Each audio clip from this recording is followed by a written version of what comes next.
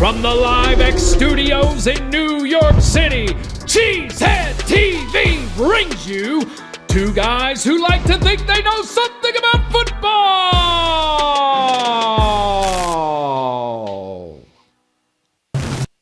Good evening, everyone, and welcome back to Packer Transplants Live. I am Aaron Nagler, and joining me, as always, is my co-founder here at Cheesehead TV, Mr. Corey Behnke. I am coming to you live from the Live X studio in New York City. Corey, also in New York City, is joining us from a remote location, and we are ready to talk some Packers. What do we have on tap today, Corey? Today, we'll break down the win over the Panthers and look ahead to the heavyweight bout between the Packers and the Tennessee Titans. But right now, it's time for the good, the bad, and the ugly. We got the good, we got Adrian Amos having the game, season, football time of his life. We got the bad, we got The offensive line, really, boys? The Panthers, really?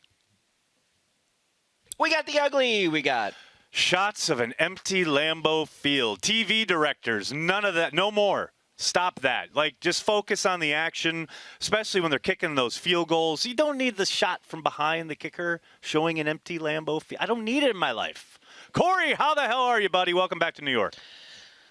Hey, I'm doing good. Doing good. Thank you. Here we are. COVID protocol. What a weird time. Yeah, it is. I mean, you're literally, I could probably maybe throw something and hit your building, not your window, obviously. I can actually look out this window and I can see the studio. That's what crazy. I'm saying. It's a little crazy, but crazy. Got to stick to those protocols. So here we are. The Packers keep marching on. Bit of a, the second half was a little rough against the Panthers, I would say. I think that would be a fair assessment. You're probably gonna push back on that assessment. I have no doubt. But I'm gonna push back hard on that because everybody's gonna focus on that, and then nobody focuses on the first half. And the fact that they had 3 straight touchdown drives to open the game and essentially won the game the first 3 series. But I understand. The game was over. Let's talk about that. Yeah, the game was over after 3 drives. Instead, we'll talk about a bunch of nonsense, and we'll write a bunch of papers about a bunch of nonsense that really doesn't matter. Oh, that's fair. That's fair. That is absolutely fair. I like where you're. And that's how we're going to spend our week. And then we wonder why these players and coaches get so annoyed with all the stupid questions that people ask them, because it's like, did you see that we're 11-3? Mm-hmm. Oh, did you see we winning? Mm-hmm. Oh, were we ever down?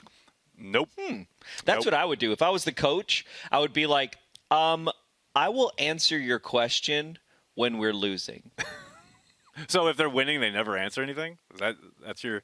Yeah. That's what I would do. I would be the worst. You would be. I would be the worst. Yeah, you would. Because I would just burn it all down. I would burn the entire thing to the ground because I can't do a job without burning everything to the ground at some point. Oh, I'm aware. All right, let's get to some Packers news, shall we? Some news, and I think the big headline of the week, obviously, are the Packers are sending 7 gentlemen to the Pro Bowl. 6 of them as starters. Aaron Jones, the only one not starting. Obviously, everyone wants to talk about the snubs. Probably 3 significant snubs in Corey Lindsay, who did not get named and probably should have, given his play. I know he's been injured. Yeah. Mason Crosby, all he does is win. He is so money. And then, obviously, the big one is Robert Tonyan. Absolutely absurd. I can understand. That was the biggest I will one, listen to arguments for Crosby and Lindsay not getting in. I understand that. But Tonyan not getting in is absolutely absurd. But we all know it's a popularity contest, so there you have it. Well, and speaking of a popularity contest, Elton Jenkins, I'm kind of surprised he got in. I'm not surprised because he doesn't deserve to be in, but I'm surprised that he got in because it is a popularity contest and nobody knows who he is. So, I do, the funny thing is I do think because he has played at such a high level at so many different positions and has been highlighted a couple times in national broadcasts, it certainly has helped in regards to his name recognition, which is often what gets you in the Pro Bowl. But to echo your thought, it's just surprising that it happened so quickly. The idea that his name took hold, not only with fans, obviously, because that's a third of the vote, but players and coaches, too, get to vote on this thing. And the fact that they all are clearly, maybe not talking about it, but know who he is, know the kind of season he's having, that's a great testament to Jenkins. No question about it. Next up, speaking of Corey Lindsay, Back at practice. Hey, look at this. Corey Linsley like to see back that. at practice. I like it. Doesn't necessarily mean that he's coming off IR, but Elton Jenkins did let slip a little earlier today that, they were asking him if he's going to be playing at what position would he be playing in the Pro Bowl? He said, I'll be playing Pro Bowl guard on Sunday, which would indicate that Corey Linsley's most likely in line to play at center. So we'll see. He may just be joking around, but we'll see. But yes, Corey Linsley is back at practice. That's very encouraging. Yes, it is. He spent the mandatory 3 weeks on IR, so he is able to come off at any time. Matt LaFleur indicating earlier today that they will give him the entirety of the week, as they always do, just to see how his body reacts. He is wearing a full kind of brace on that left knee, so we'll see how that progresses throughout the week. On a down note, when it comes to injuries and practice time, Jamal Williams missed his second day this week. Did not practice again today with that quad issue that knocked him out of the Panthers game early. You hate to see that. Maybe that means a little more opportunity for A.J. Dillon. We'll talk about that in a little Dillon. bit. But, Jamal Williams, shout out to Big B, the GOAT. Hopefully Jamal gets some rest, gets that recuperation that he needs, and is back for Week 17 against the Bears, because it sure doesn't seem to be trending the right way for Sunday night against the Titans. And then finally, Corey, just wrap up the news section here, because I know what a monstrous fan you are of not only practice squad news, but kicker news. The Packers have signed a new kicker to the practice squad. J.J. Molson, who did work out for the team a couple weeks ago, has now been signed to the practice squad. The idea here is clearly in case something happened to Mason Crosby, if there was some kind of injury that happened during practice, what have you, they would be able to call him up at a moment's notice rather than have to wait through COVID protocols, etc. So he will undoubtedly be the reserve kicker, so to speak, I would suspect for the remainder of the season, but we will see. So I know you're excited about kicker news and practice squad news meeting together. Oh, what happened? Mm-hmm. Yeah. I figured as much. All right, you want to talk about some offense since you don't want to talk about kicker news? Yeah. Let's talk about some offense. Well, speaking of back to Corey Linsley, you wonder if those two drives that stalled, had we had Corey Linsley in there, that was to me the biggest problem with our offense was the offensive line kind of being like, hey, remember when we have to protect the quarterback? It is a bit of an important aspect, no doubt about it. I do think a lot of that was situational. Some of it was coverage sack related. Aaron not wanting to push the ball down the field. I do think, though, when they got up 21-3, it sure felt like, and I mentioned this on the watch party, we've talked about it on Packers Daily, it sure felt like they were going for the kill shot, right? Like, it's 21-3, we got the ball again, let's put this thing away. Let's put it on ice. Let's get Tim Boyle in for the second half. And then things started kind of going off the rails. I think, they've both LaFleur and Rodgers have mentioned the Panthers were playing a lot of coverage. They couldn't push the ball downfield the way they wanted to, and things were breaking down up front. And they kind of got off script, and they really kind of threw a spanner in the works, so to speak. After the game, I asked Aaron Rodgers if they got caught trying to go for the kill shot. And I found his answer illuminating. Let's pay particular attention to the pause here. Roll it, Rob. Did you guys get caught trying to go for the kill shot when you were up 21-3? I don't know, Nags. I mean,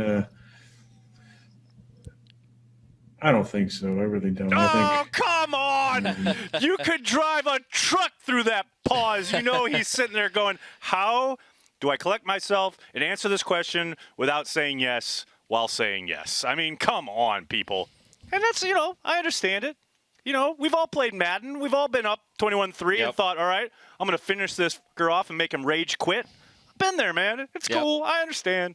But make no mistake, that's what was going on. What's funny is LaFleur, coach, did not really know how to answer your question when you asked the same question of coach.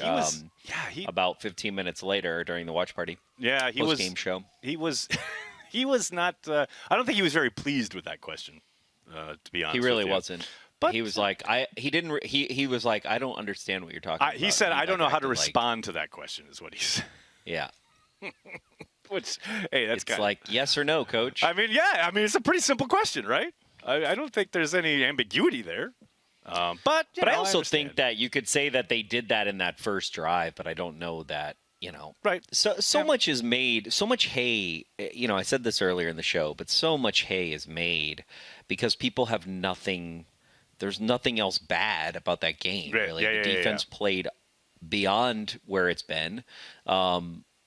The offense was a juggernaut from the beginning, and the nits that you pick are situational football nits. Yes, which I wish that people, really. It's like we don't. I don't know. You just can't place the same overall value on a game, game by game. You've got to say where is the score, and that score is going to determine so many things. Well, yeah, how you approach the rest of the game. Absolutely, 1,000%. I do think you can point to things like the offensive line getting beat in certain situations and say, what the hell?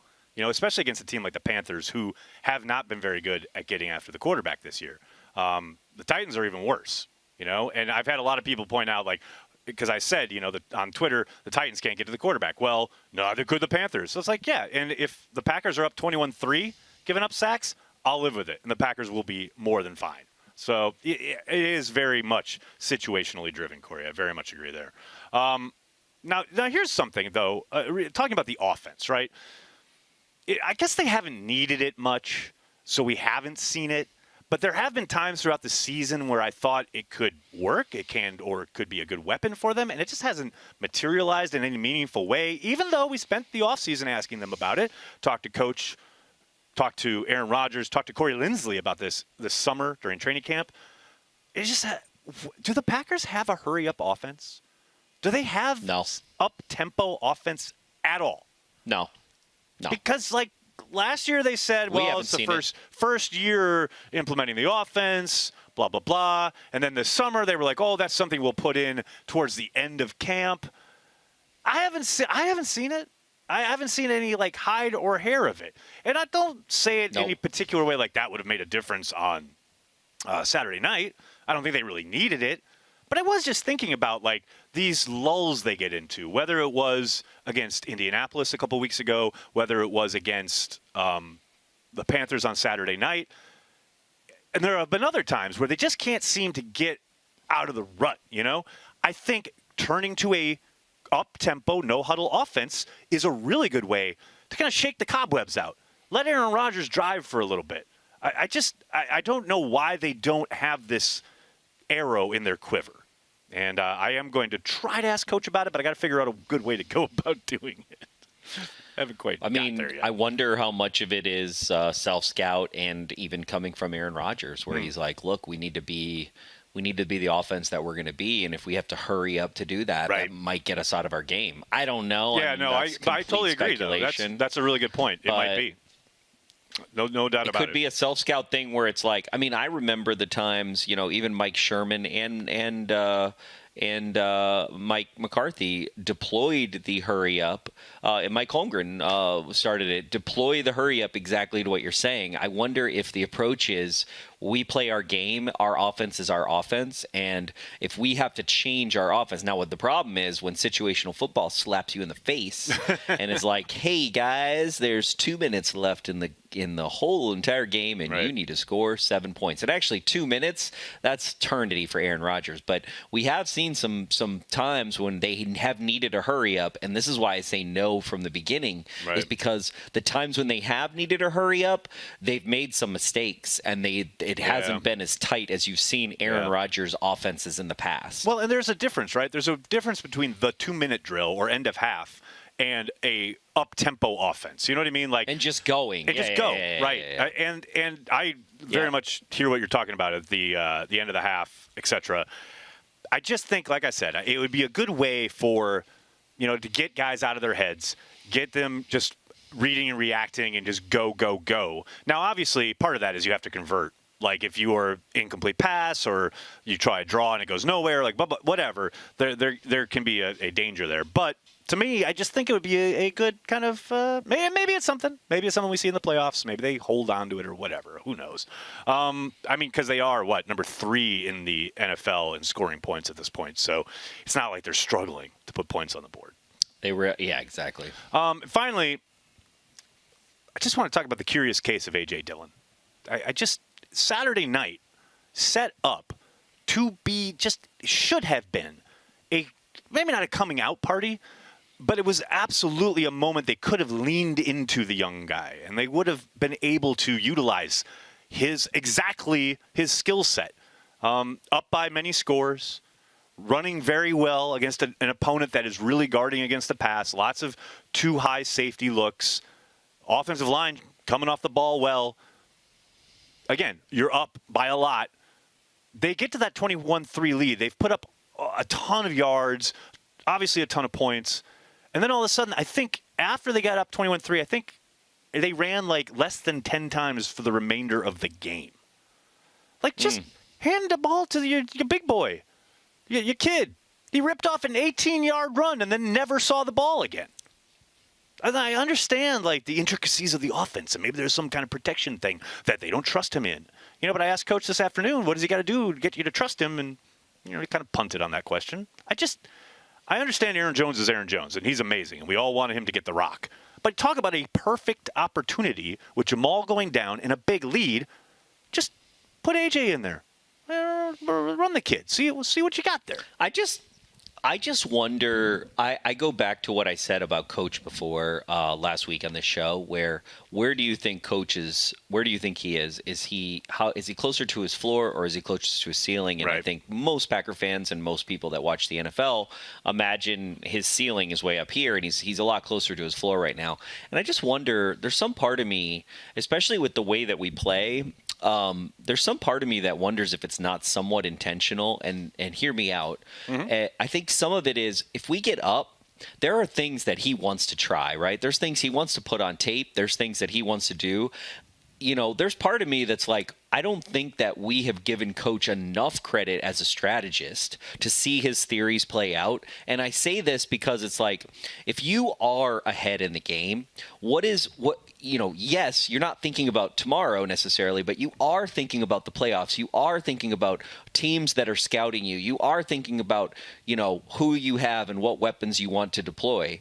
And I just feel like there's part of him. I just wonder, if you ask Coach in a press conference, if you said, Coach, do you think, what is the closest you have come as a play caller to a complete game? And I wonder what his answer would be. Right.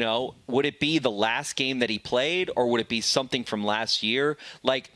I'm very fascinated by how he self-scouts, right? And we've talked about this on the show many times, but I just wonder, we all playing checkers, okay? And I feel like he's playing chess. I feel like him and Belichick, and there's some coaches out there that they're playing chess, and they're playing a short, middle, and a long game because you have to, and especially with the team like this, right? He knows that we're going to the playoffs at this point, right? We're very close. We're right on the door. So what kind of team are you to get hot, right? Because really the goal now is over everything, right?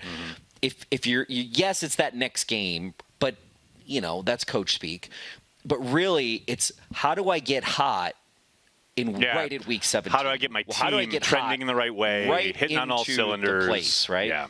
Yeah, I feel that. So I wonder and I say that because is his goal to win the game and get A.J. Dillon more time because he doesn't know what he has with Dillon, or does he know what he has with Dillon? Right. And his goal is, hey, I want to see a 5-step and a 7-step drop, and I want to see if we can go for the kill shot here, right? That's why he doesn't want to really say he's going for it, because then he's going to learn some things based on what he sees on tape, and he's not putting anything on tape that anybody's going to take away, right? Can I just tell you something? I'm giving him some credit. I agree. I think everything you just said makes a ton of sense. I want to give Brandy a shout out in the comments because she just made a perfect analogy. Remember in Demolition Man when Stallone hit that dude that was frozen and his head broke to pieces? That's what I see happening to defenders when they tackle Dillon in December and January. I mean, I couldn't have said it better myself. Just get the big boy the rock. But yes, Corey, 1,000% very much agreed with that. The idea that there is a long game. I do think that gets lost sometimes, both in game and season long. I very much agree there. Okay, but coach doesn't lose that. We lose that, right? No, that's but exactly my point. Coach doesn't lose that. Of course, right? Of course not. 1,000%. Okay, we got to talk about the defense, and then we're going to preview the Titans game. And then, Corey, I don't know if you know this, we have a very special guest joining us tonight here on this program. Yeah, we have the mayor of Green Bay, Wisconsin. Eric Genrich is going to be joining us here on Packer Transplants in about 10 minutes, unless, Corey, and I stress, unless he Laravies us. He Laravies us, which is always a possibility. Larravie! You never really know. You never really know. It's always possible that, we are pretty small potatoes, and a mayor is a mayor, especially of Titletown. I would Laravie us if I were him. But we'll see. About 10 minutes or so. So let's talk about the defense. Let's talk about the Packers' defense. Chris Barnes progressing nicely. Look at him with the communication helmet. Look at this guy getting out there in all 3 downs, making some explosive plays. Really nice job reading screens.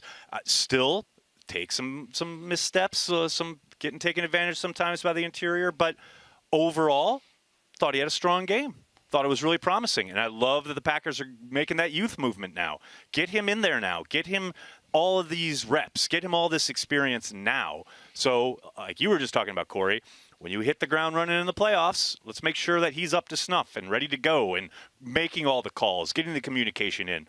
Because, look, I understand why they probably stuck with Kirksey as long as they did, especially from the communication standpoint. But I thought from all angles that you can look at a game, I thought he did pretty damn well at getting guys in the right spot, making the adjustments when it appeared like Teddy was making a call at the line. He seemed to do a good job, and you never really know on the outside, but he seemed to do a good job reacting to that, getting to the right check or the right adjustment. So, hey, I like it. Good first step for Barnes. Can we just talk about Rashaan Gary real quick? I love this kid. Everybody who's watched CHTV for a while knows I love this kid. I loved what they did with him inside in this game. I want more of this, please. Rob, if you could roll this clip. Look at this kid, interior, hand on the ground, just beat a look. I mean, come on. Now, Teddy does a great job just getting the ball off. But look at this. Look at this rep. Are you kidding me? Can we get more of that, please? I'm here for it. I want him making guards look foolish. Rashaan Gary, more. Thank you. And finally, and we got him for his motor, and you're really seeing in the last 5 or 6 games that motor. You know what's funny is too? On all the time. One of the knocks against him coming out at Michigan was how he took plays off, or sometimes he didn't have that motor. Holy cow! You never see that in Green Bay. You can't turn on the tape. And any rep, I don't care if the play is towards his side. I don't care if it's going way away. I don't care if it's 20 yards on the exact opposite end of the field. That guy is running full tilt all the time. Like, I challenge someone to find a spot on the tape where he's loafing or not giving full effort, because I haven't seen it. Yeah, absolutely love it. Finally, Adrian Amos. This guy's an unsung hero. He has been playing really good football, at least for a month. He played another solid game against the Panthers.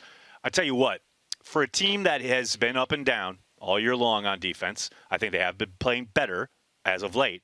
Amos is a guy who is just not getting enough cred, I don't think. Now, is he Ed Reed in his prime? No, of course not. Is he the second coming of Nick Collins? Of course not. But he is playing really good football. And he's not going to make a Pro Bowl. He's not going to get all pro consideration.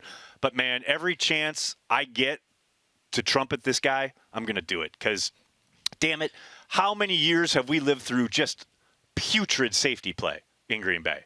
I mean, just badass. I mean, in a bad way, safety play. I think why people consider him unsung is because when you look at what he can do it all.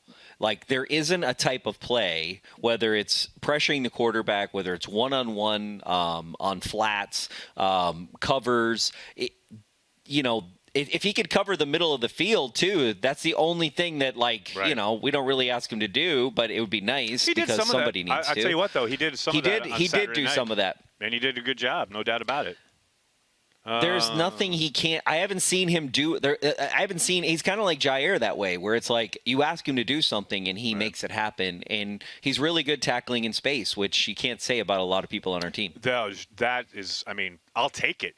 In a secondary and sometimes a defense filled with guys diving at feet, throwing his shoulder into guys, give me a guy who actually tackles. Yes, please.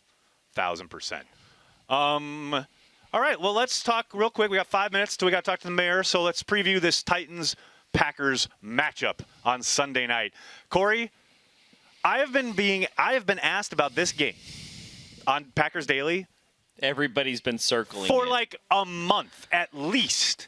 I have been getting, how are we going to stop Henry? How are we going to stop Henry? How are we going to beat the Titans? And then it kind of died down for a little bit because the Browns whooped up on the Titans, and everyone was like, oh, maybe the Titans aren't that good. But now the Titans like whooped up on the Lions and scored 40 or blah, blah, blah, and they were really explosive. So now it's all back to, oh, my God, how are we going to stop the Titans? What are we going to do?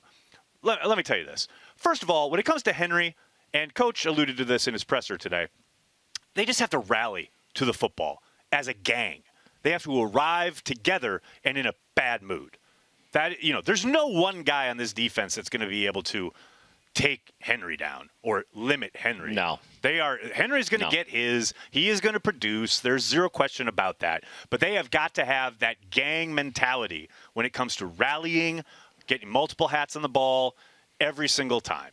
And I thought Coach made a really good point this afternoon when he talked about limiting the space that he has to operate in when they try to get him outside. Because you've seen Henry make a bunch of corners look absolutely foolish this year when he takes them and just throws them on the ground, that stiff arm.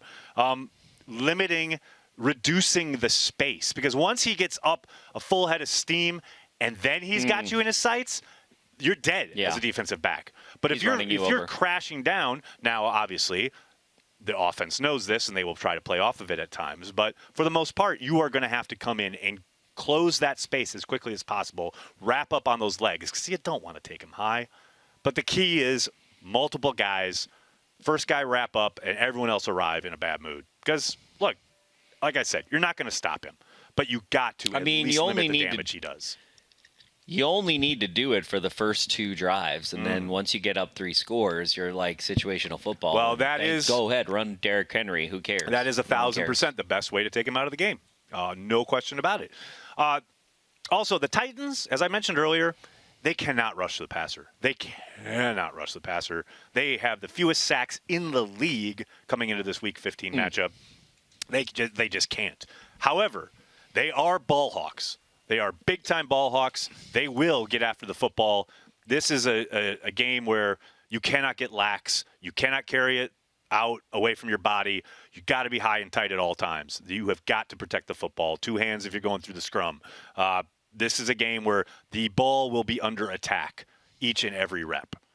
So that, to me, obviously the Packers can take advantage. They're going to complete some footballs. They're going to complete some passes. The yards after the catch are going to be great. But you got to protect the football. The guys will be flying in from behind, from the side.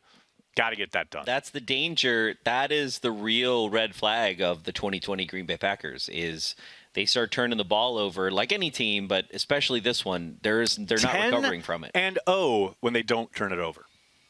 10-0 when they don't turn the ball over. That's pretty damn impressive. If they play a clean game, they're going to win. Finally, the Titans have allowed 300 passing yards 5 times and allowed a 70% completion rate 5 times.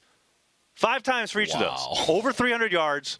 Quarterbacks have completed 70% or more of their passes in a single game 5 times.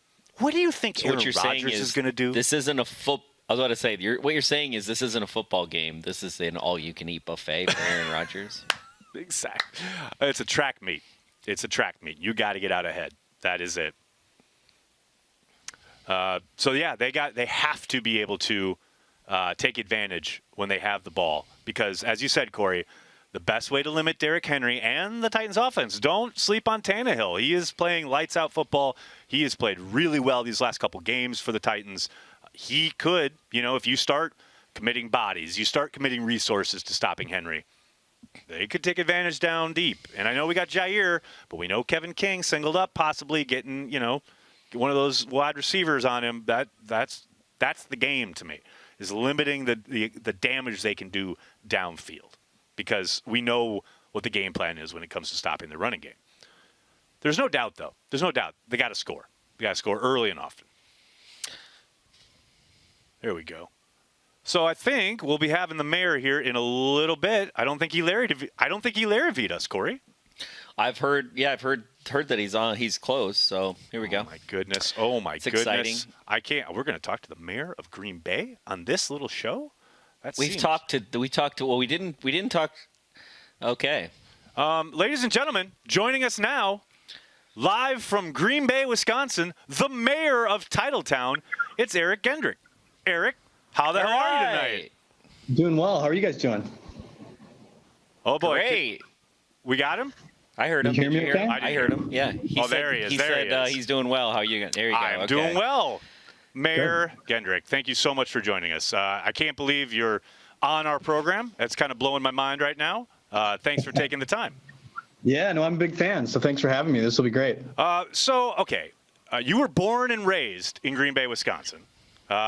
I would like to know, what is your earliest Packers memory? Because we all have one. Yeah, so my probably my earliest Packer memory,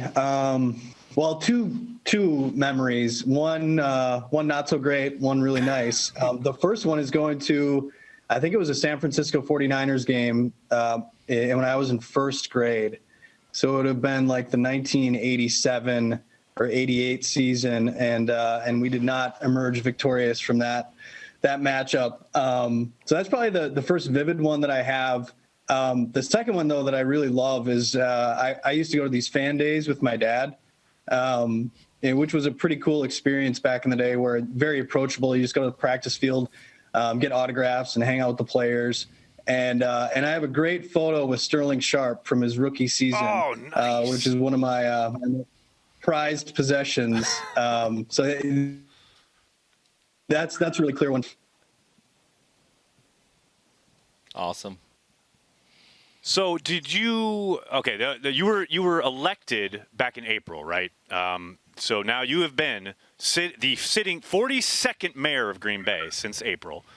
In that time, since April, has there been a moment with the Packers? And I know, obviously, I get that the Packers aren't your job. Like, they are a part of the town, they are part of the community. But has there ever been a moment where you're like, I can't, like, this is like blowing my mind, that I'm doing business and or talking policy or whatever with the Green Bay Packers? Yeah, we've had some really nice moments, especially recently, working with Mark Murphy and the rest of the team over there.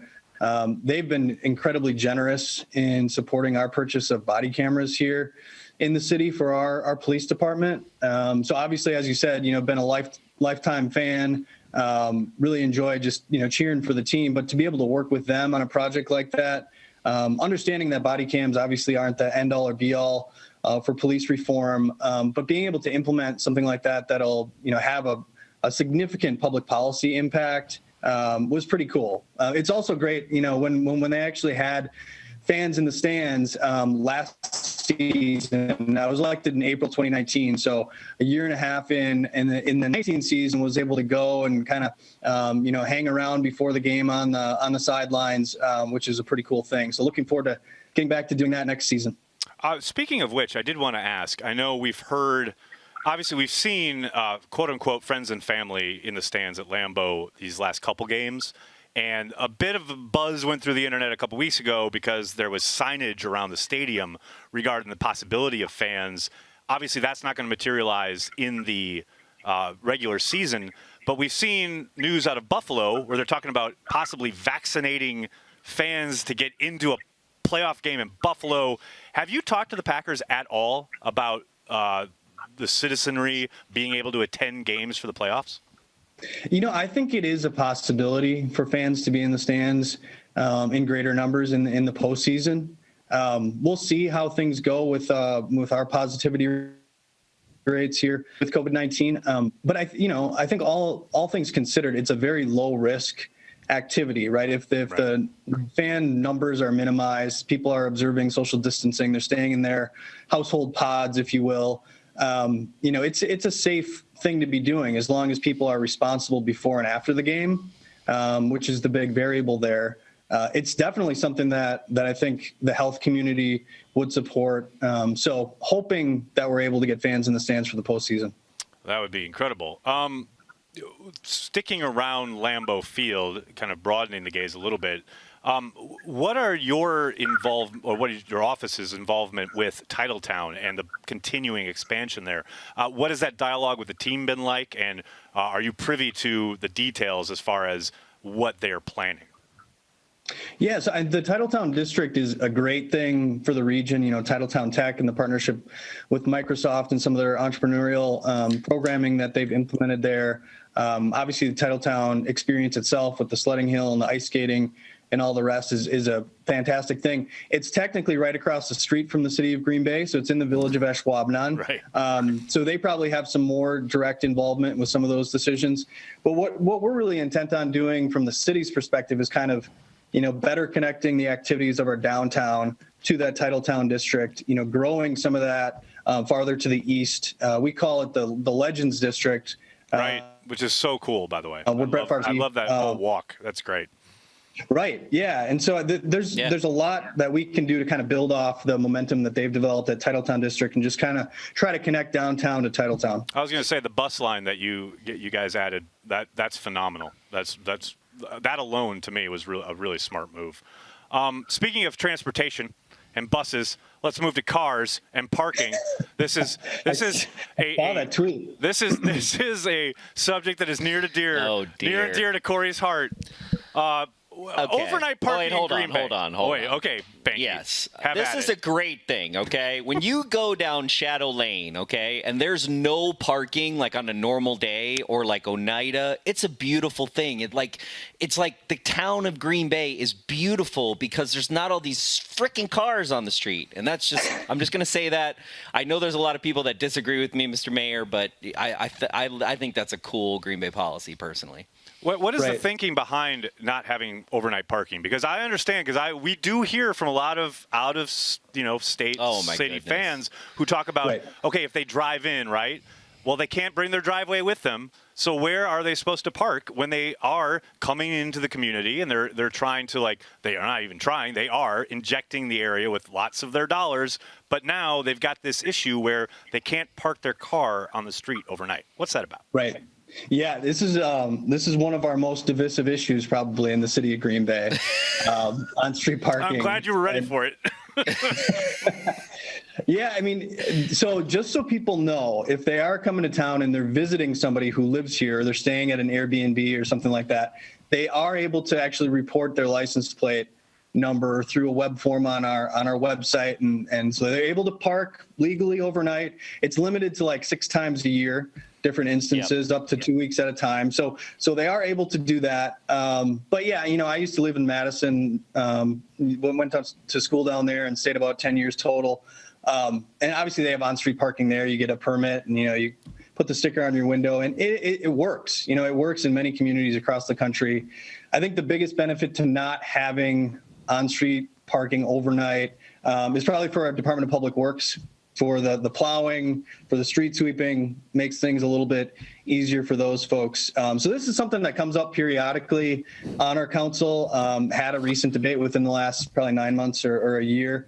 If something got to my desk, it was a well-written policy, I would absolutely support it. I think it makes sense to allow for some on-street parking to take place, but yeah, it's a tough one around here. I love that the mayor's like, well, here are all the reasons for it, and they're a very involved policy thing, and Behnke's like, it just looks nicer without all the cars on the street. It's so much better. You got to hear both sides. Got to hear both sides. It gives Green Bay. It gives. Here's my biggest problem, and I think the mayor probably can. And I don't want you to be on the spot, but in some ways, I've lived there. I'm in New York now, but the last 3 months I've lived in Green Bay. And thank you for the shout out on Twitter to LiveX. We have a new office there with 3 employees, and we're so excited to be in the Rail Yard Innovation District. Love downtown Green Bay, but there's this magic when you go in Shadow Lane, 9th Street, a lot of West Side Green Bay, Howard.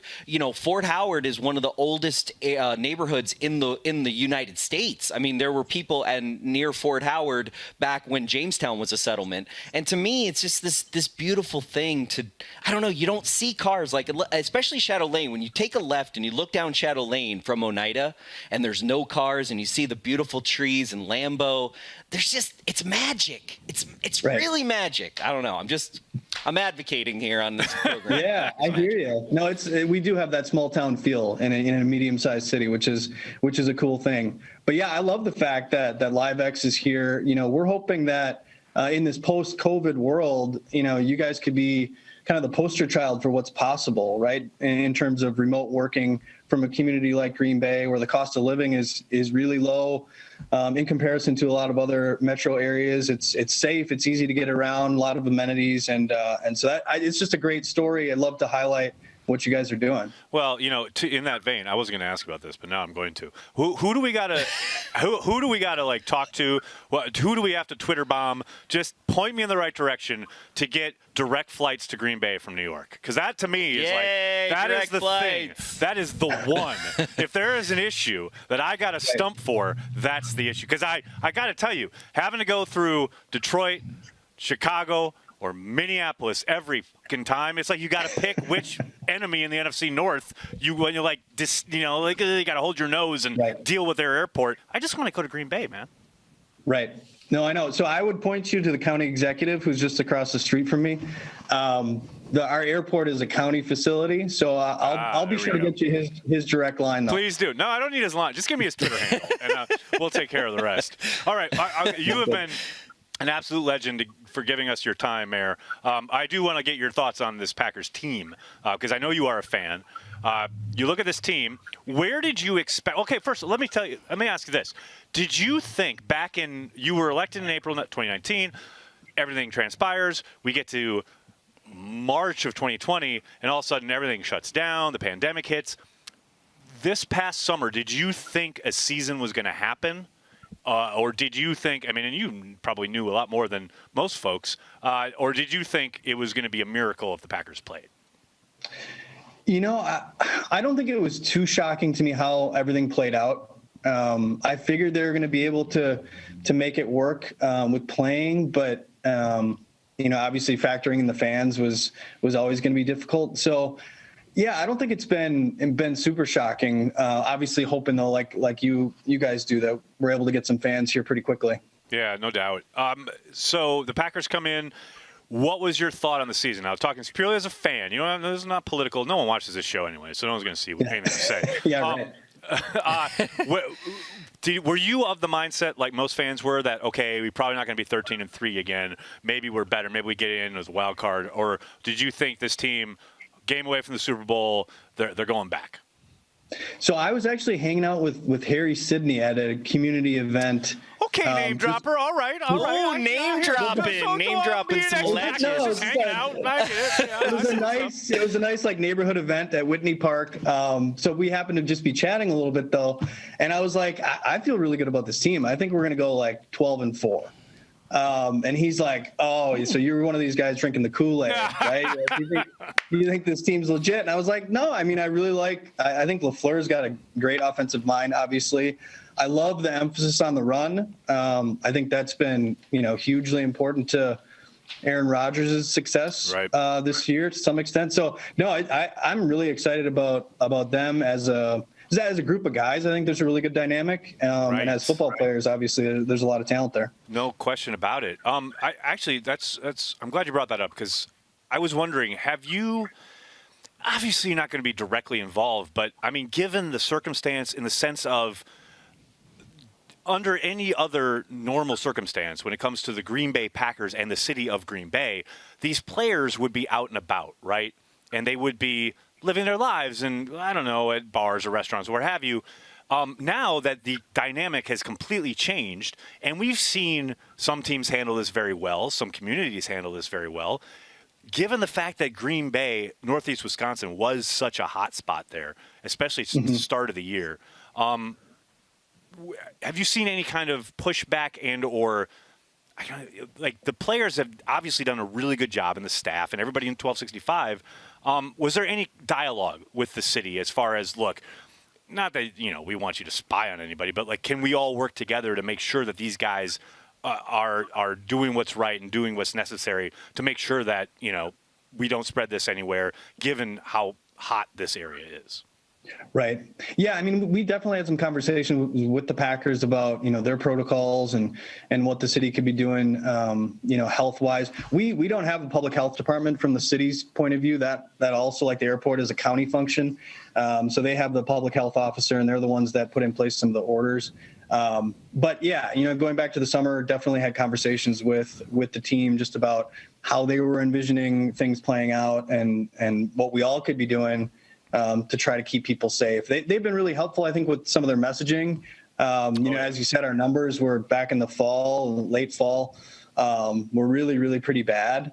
But Packers, LaFleur, the whole group, Mark Murphy, obviously, have been really helpful in just trying to send that message. And the Packers are just, they're great messengers. This has become so politicized that it's nice to have an entity like the Packers, like LaFleur, like Murphy, telling people to do the right thing, because it's much better received when it's coming from them than it is from somebody like me, quite honestly. No, yeah, I completely understand that. We're talking to Mayor of Titletown, Eric Genrich. Mayor, we cannot thank you enough for the time. The last thing I want to ask you about is something that we were obviously involved with something called the Packers Fence, which is something we sponsor every year.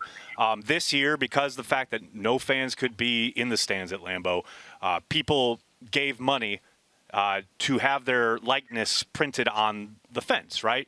As a gesture to kind of be part of the game day experience or around Lambeau Field. And it's great how well that has been received. It's taken off. We're really proud of it. Could you just talk a bit about the economic impact that not having regular Packers games has maybe meant for the city, and what it would mean to have that return, say, hopefully in 2021? Yeah, I mean, it's been devastating. It's been really difficult for a lot of our entertainment-oriented businesses, the bars and restaurants, the hotels. Especially in the area around Lambeau, but of course across the region, it's had a really, really negative impact. So I'm glad that Congress, got their act together and passed another relief bill. I've spent a lot of time these last couple of days just grabbing as many gift cards as I possibly can for friends and family for Christmas. So just, encouraging everybody in the community to do the same, understanding that a lot of people aren't comfortable, dining in person, myself included, indoors. But we can all step up and get gift cards and make sure that these businesses come back strong in 2021, because the lack of a season with fans is estimated to be $150 million impact to this community. And when you're talking about a community size of Green Bay, it's huge, and it's been tough for a lot of people to deal with. Well, Mayor, we can't thank you enough for the time. Thank you so much for joining us on Packer Transplants. Mayor Eric Genrich, thank you, buddy. Yeah, pleasure. Thanks for having me. Go Pack. Go Pack, go. There we go. The mayor of Titletown, in effect, right here on Packer Transplants Live. Corey Behnke, that just happened. Good stuff. That just Good happened. stuff. I like it. I like to see it. Two nerds from New York talking to the mayor of Green Bay. I mean, what the hell, right? Why not? Okay, let's. We're not from New York, but two nerds in New York. Who live in New York talking to the mayor of Green Bay. Well, that's what happens. Okay, it's time. Let's go, Rob. Let's do it.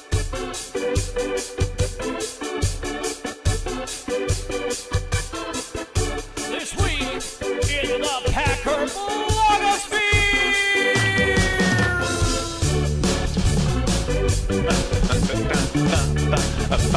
That's right. It's this week in the Packer blogosphere, the return of that venerable series.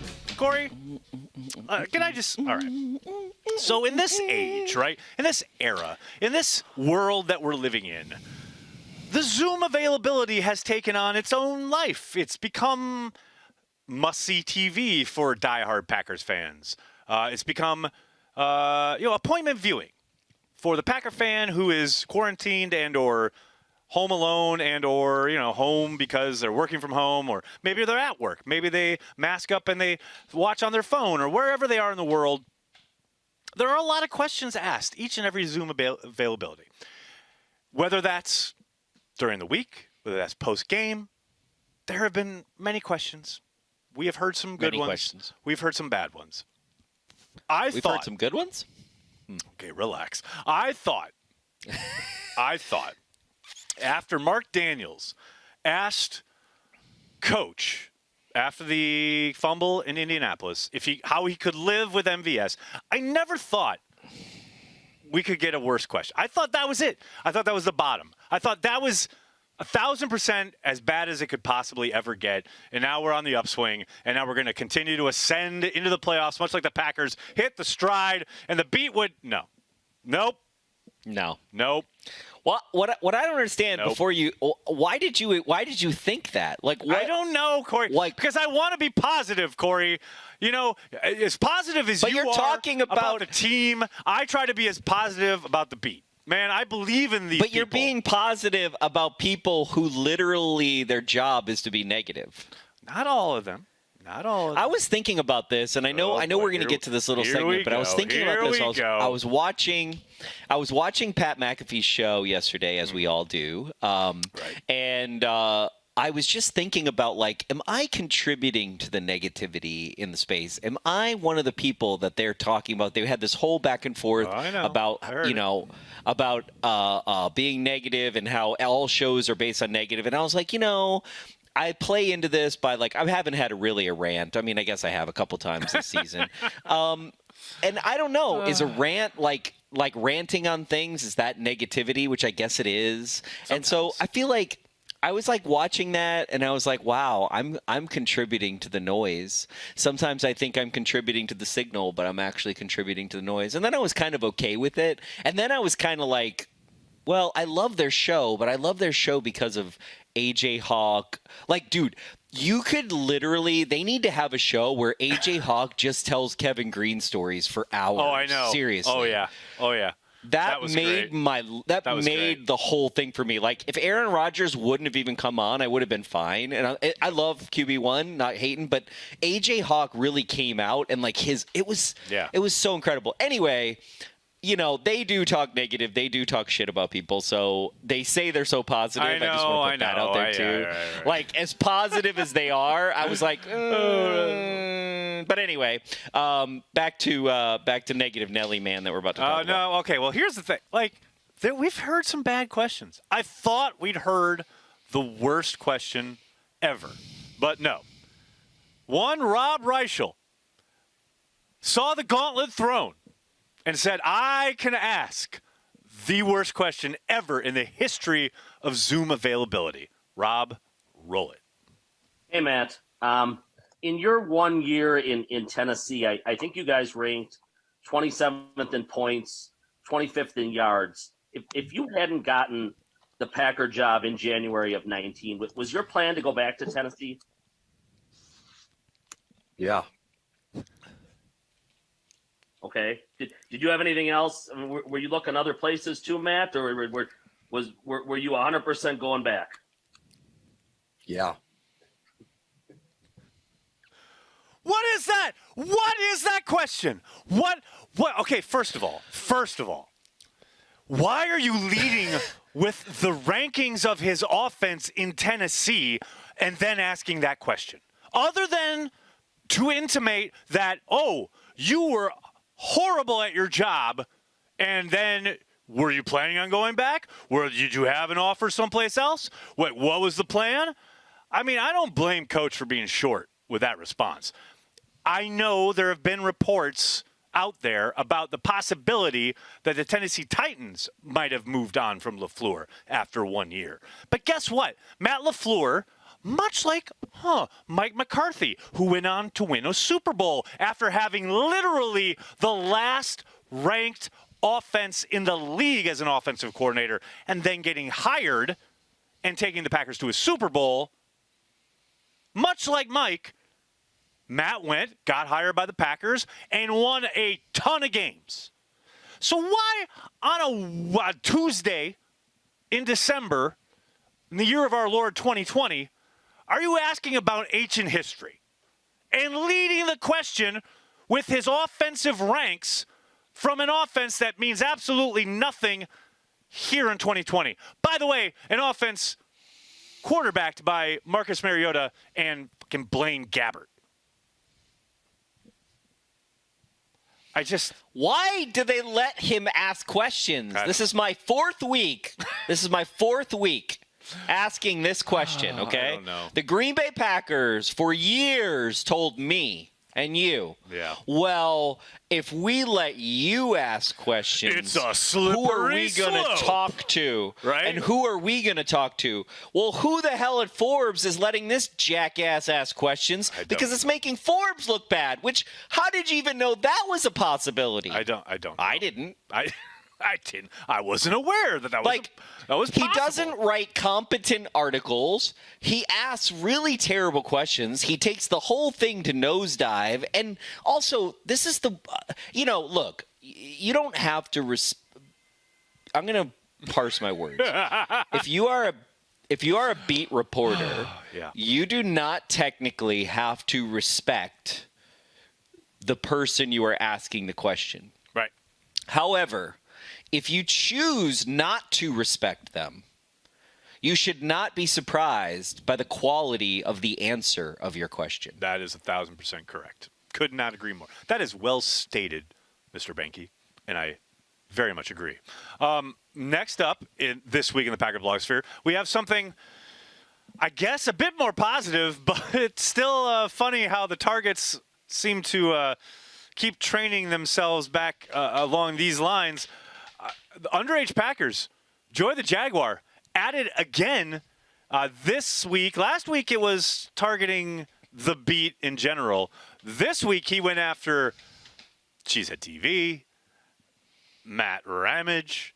He went after Pax What She Said. He went after everybody. Andy Herman got it. I mean, everybody. I will say, though, this is the greatest Corey Behnke impression I have ever seen. Roll it, Rob. Know what I'm going to do, Aaron? I'm going to ruin every single relationship you have been working on for the past 15 years. And I don't want to tell you how to be a fan. Look, I'm sitting here in gloves and a 10-year-old sweater. I don't care. But if you are going to waste your time reading stupid articles that control the narrative like Mark Daniels, then you are ruining your experience as a fan. That's all I have to say. Come on, and you know the pause at the end, and then all I have to say is like that could not be more perfect. Well, that's from the Peter Bukowski rant from week 4. It's so good, though. Yeah. But anyway, No, hey. that YouTube video is great. It's great. It is. It is. Shout out to Joey. Hey, I have a thick skin. I thought he did a very good job. I thought there were actually some even funnier things he could mine, but we'll save that when I get even more popular, and then he'll have to Have to up his game. talk shit about me. No doubt. I do think it's interesting, though. Here we go. That he took me more to he was more accurate with his portrayal of me. So there's two things that are interesting. One, Right. he's more accurate with his portrayal of me than he was about Mark Daniels or the beat. Like, he's more scared of the beat, right? Well, I don't think he's Right? scared. No. Not scared. I don't mean it like that. But he's I more. hear He's what you're more saying. like, I'm gonna be a little bit more tame with them because I know Behnke is gonna because love we this, so it's actually fine, interact right? with these folks. We know Joey, we know Big B. So they're good, I they're good know people. We have back I know and it's forth with them every hilarious. day. We're not going to take it the wrong way. Exactly. Like, Mark Daniels is going to not be like, oh my goodness. And then the second thing that I find very interesting, which I do believe he has up his sleeve, is I didn't see a Nagler impression. I don't know what you're talking about, sir. I don't know. That's 2 videos now, by the way. Okay, you got 2 videos. I wasn't going to You say basically got all the people, and you saved. What do you save? What do you save? I don't know what who you're does he talking watch about. the most? I mean, I don't know what you're talking about. you got a lot of. You think I got idiosyncrasies? I'm just saying. Idiosyncrasies. Ooh. I'm just saying. There's 2 videos now. I have idiot. I have actually. I don't have idiosyncrasies. I have idiosyncrasies. That's what I have.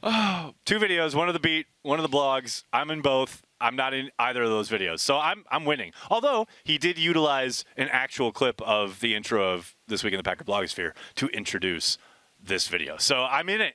I still think I'm highly flattered because he started with the best show. So I'm all in. Obviously, I'm we're here. the ones I'm who here do for it. This Week in the Packer blogosphere, which is where we are literally. That's hyper meta. And then the last bit I wanted to say about the blogosphere this week is this guy. Somebody named, and I don't know if this is a real name. I don't know who this person is. I know they follow me on Twitter. I don't know what's going on here. Blaze Gray, whoever you are. So for those of you who are unaware, there was a TikTok video going around. Yeah, we're talking TikTok, baby. We're on with the use here at Packer Transplants. There was a TikTok video going around about this kid did all these different quarterback cadences. So all the like what they say, blah, blah, blah. And he did Tom Brady, he did all these guys. And then he tried to do Aaron Rodgers, and it was pretty bad.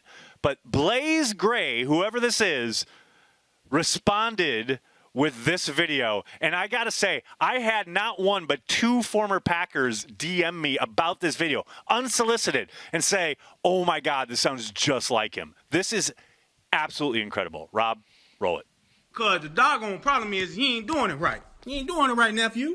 And if you've been taught anything in life, we do something, we got to do it right now. We just going to correct the mistakes. And I got to come at you like somebody uncle, because that's the only way you reach kids today, man. So when we breaking down Aaron Rodgers, that motherfucker, when he come up there on the center, I'm talking about, he be right child with it. He be like, V18, and then he going and out with it, and he getting ready for that play action. He got a little cannon on with him. And I done told him a lot of what he know because I was with him there at Butte Community College, you know what I'm saying? But you gotta pay attention to the intricacies, you know what I'm saying? Because his right leg, when he in the shotgun and he gonna hand it off, right at the end he be really T, and then right at the end he put his right leg to, you know what I'm talking about? And then he hand it off just like that. But when he really getting down to it, it's really T, green, hey, can, yeah, hey, blue 58. Blue 58, and then he going and out, he's slinging that rock with it. You see what I'm saying? So you just gotta get it down, player. I mean, come on, that's uncanny. How much that sounds like Aaron Rodgers, the cadence. That's incredible. That is absolutely incredible. I mean, it is like you close your eyes, you would think you're watching the game. That's phenomenal work, and I love the fact. Like, I don't know if you went to Butte Community College, but whatever, amazing work. Got to give him a shout out. That is incredible. Definitely. We got super chats. What's going on? Dude, we got super chats for days. Let's go here. Let's talk to some fine folks. We'll start with Tyler, who hit us up before the show even started, Corey, with a super chat saying happy holidays to Behnke and Nagler families. That is incredibly generous. Thank you. Thanks, Tyler. Thank you so much. Next up, we have Jason, who says, Merry Christmas, Aaron and Corey. Thank you for the gift of Cheesehead TV.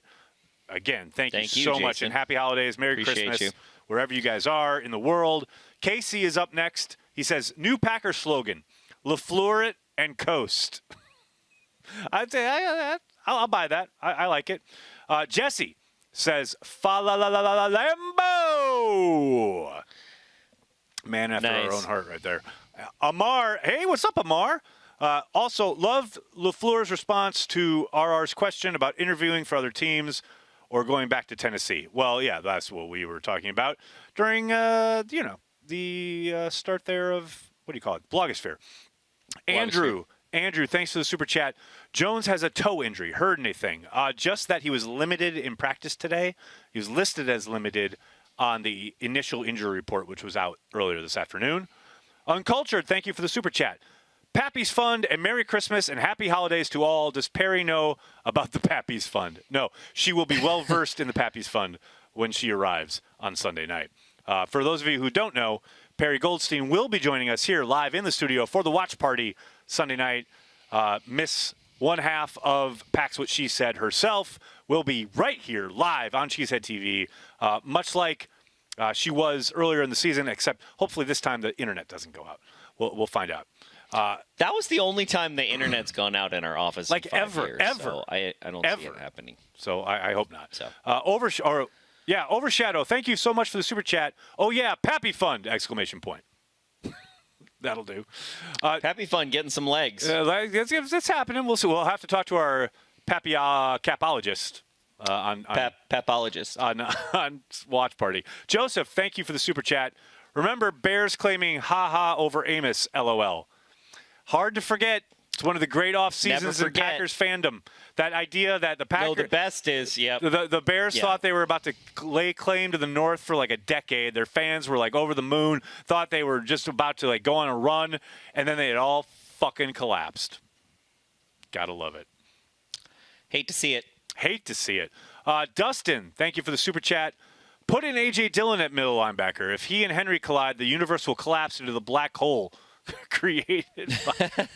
That is good. I like it. Different Dustin, thank you for the super chat. I think Gary should set back and spy Henry. I think he's fast enough to meet him head on head. You don't want that. No, nobody wants Interesting. that. We don't. No. Gary needs to get after the quarterback. And finally, Wendy. Yeah. Wendy says, you should contact Coach to get the fan videos played in the stadium for the playoffs. It would be a great motivator. You know what's funny is we did contact Wendy. Game Day Operations. We had a whole campaign. Never heard from the Packers. We sent it. They were like, They wanted to play Charlie Barron's video. That was their response. You know, let's talk about. I can see. I understand wanting to play, and that was obviously a partnership. Like they clearly worked it out. But like, I like Charlie Barron. I love Charlie. Charlie's going to be joining us for the Bears game right here on Cheesehead TV. Sweet. But isn't it interesting that the Packers were much more concerned about? Here's a video about a joke about how everyone misses Lambeau and can't go to Lambeau, rather than a video series produced by the fans about how they want to help the players, want to pump up the energy in the stadium. That's on you, Green Bay Packers. We're trying to help the game itself, trying to affect change, trying to pump some life into Lambeau Field. It's not too late. That's all I'm saying. Oh my goodness, there's like 5 more. You got to do some more super chats. There might be one from a very famous person who it might be a joke though, but it's pretty funny. I'm sure it's a joke. Mike N says happy holidays. Thank you, buddy. We have New York Cheesehead. Merry Christmas, guys. Great stuff. Go Pack Go. Thank you. Robin, thanks so much from across the pond. Merry Christmas, everyone. Robin. Lots of love to everyone. Legless One, thank you for the super chat. Merry Christmas, Super Bowl Pappy Party at Cheesehead TV. No, I'm all about that. There you go. David Ryan, thank you for the super chat. 2020 sucks, but it sucks less watching Cheesehead TV and the Packers. And then finally, Jason Wallers. Jason Wallers. Motherfucking Wallers gave us $1 super sticker. Look at this. Okay, can we just pause? Can we just pause for a second? Keep that up on the lower third. What does he have for his avatar? I have no idea. But that's my point. Okay, can we just pause for a second? Wait. Now let this thanks PacFan39 thing go away. Corey, can you just put up one like a thumbs up? Just go like this. Yeah, there we go. Okay, thanks. I just need to screenshot that after and send that out to the world after this show. PacFan39, thank you for the super chat. Wes Hod on playoff transplants episode like 2019. Possibility. That's a good possibility. That's a possibility. There's a Packer transplant super fan. That's a deep dive right there. Jason Wallers, you're okay. Yeah, we're okay. We're okay. We'd be better if Coach came back on the show. I'm just saying, you know what? He's just giving us money because he doesn't want to bring Coach back on. So he's like, I got to give him something. I got to do something. Here's $1. Hey, man, people keep asking. Coach back on transplants for the playoffs. Coach seems loves like a no-brainer. Us. Come on, what's not to love? Well, unless I'm asking about kill shots, then he's not a fan. But Nagler, if you're the reason that we don't get Coach back, everything you said about me hurting relationships is out the window. I'm just saying right now. It's all good, man. That's it. Hey, it's fine. I destroy every bridge I cross. So there you go, everybody. Corey, do you have anything else for the fine folks at home? No, have a great holiday, everybody out there. If you celebrate, if you don't, have a great time. Whatever you celebrate, just, Stay safe. Try not to be so lonely out there with COVID. Right. It's hard. It's hard to not get COVID and try not to be lonely. I read this New York Times article about loneliness that was really good, and it's something we don't really think about. Reach out to each other and try. Aaron and I have kind of done it this season. We haven't really seen each other at all, pretty much. Dude, I can't remember the last time I saw you in person. Like, it's been a long time. It's hard.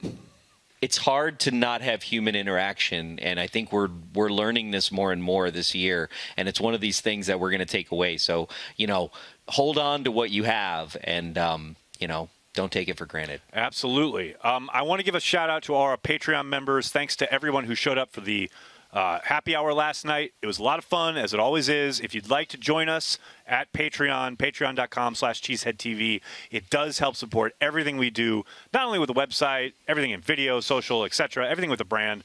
$5 a month is all we ask, but if you can't do that, I totally get it. Just do us a monster favor. Hit like on the video. Subscribe to the channel, whether it's YouTube, Facebook, what have you. We can't thank you guys enough for your support. As Corey mentioned, we've been doing this all year. The watch parties have been a ton of fun. It's the sense of community, right, that is missing from probably our real in-person lives. We try to foster it here. We love Packers fans. We love the Packers. We love that you guys join us here every week. The watch party every week. It's always a ton of fun. Thank you so much. That'll do it for this episode of Packer Transplants. We'd like to thank everyone who joined us today and who makes Cheesehead TV part of their daily Packers routine. We are and will always be devoted to Green Bay Packers fans worldwide. 2.86, Tom says. So yes, it's a roundup in that case. But I was trying to be generous. Thank you, Nags. I appreciate that. I understand your question. I think there may be a misnomer among yourselves and the others at Cheesehead TV. Is that right? That is correct. That maybe if the 2nd and 10 is called and it's a run pass, and I'm going to choose to pass out of spite for the. Not spite. I didn't say spite. Come on now. Okay.